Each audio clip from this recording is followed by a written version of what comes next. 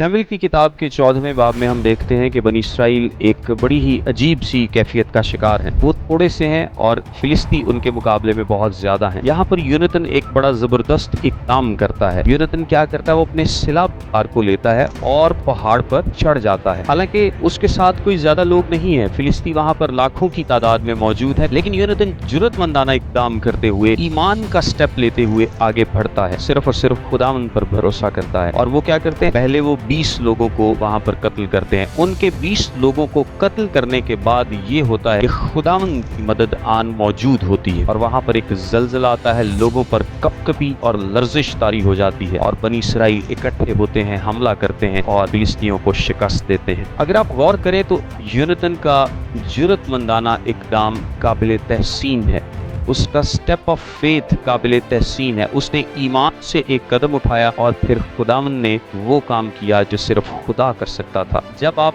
वो काम करेंगे जो खुदा आपसे चाहता है, जो सिर्फ आप कर सकते हैं, तो फिर खुदावंद वो काम करता है जो सिर्फ वो कर सकता है।